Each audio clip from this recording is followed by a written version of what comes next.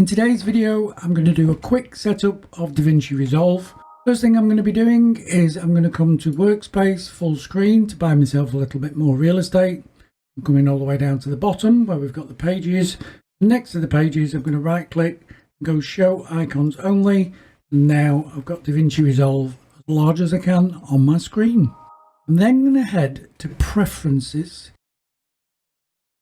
And the reason I'm doing this, and it's already set up as part of my initial setup, is I need to come into the media storage. I need to do this first because when you set up your proxies and your cache clips, this is where it's going to go to regardless of what it says inside the project settings. What you can then do is you can add all the drives that you use when you're using DaVinci Resolve.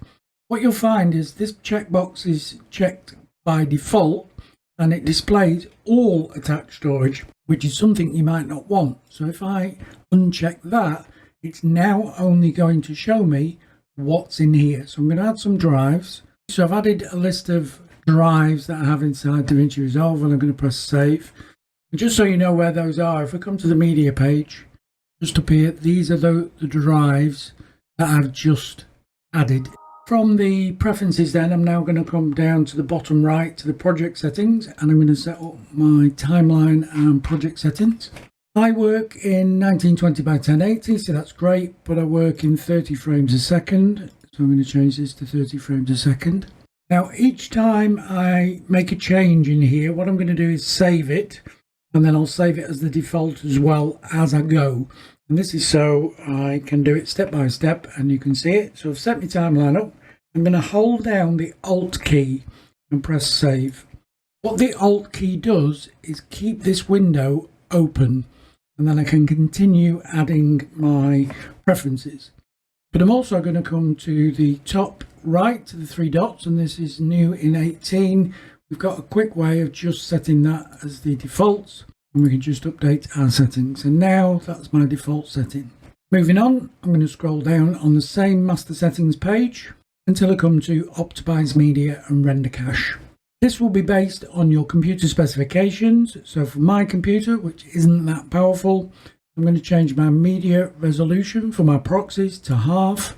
And I'm going to change my codec from H.264, which is quite computer intensive, to a Windows DNX HR. We've got high quality, medium quality, and low quality. And I'm going to set it to low quality. Proxies are more portable than Optimized Media. Optimized Media we tend to be coming away from. Now we're collaborating more, but I'm just going to set these up to the same as my proxies. Below here we've got enable background caching after 5 seconds. For the kind of work that I do, I found by increasing it to 10 is a lot better. I'm going to check these two boxes, automatically cache transitions and automatically cache composites in user mode. Don't really use user mode, I use smart cache, but if I do have to drop into user mode, these are already done. Working folders.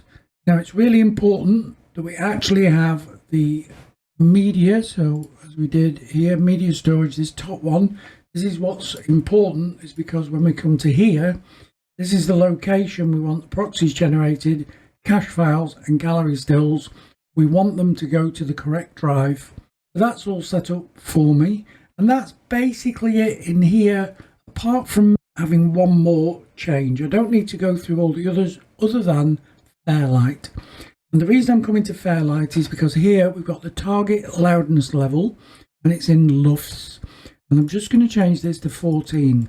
And the reason I'm changing it to 14 is because that's the specification of YouTube. So again, hold the Alt key, press save, holds this window open. Come to the top right, 3 dots, set current as my default. I'm going to head to preferences, and all I'm going to do is come into user and project save and load. I'm going to make sure that live save is switched on and project backups switched on. And then save that out, and I'm all ready now to dive in and do some editing on DaVinci Resolve. Thanks for watching today's video and enjoy the rest of your day.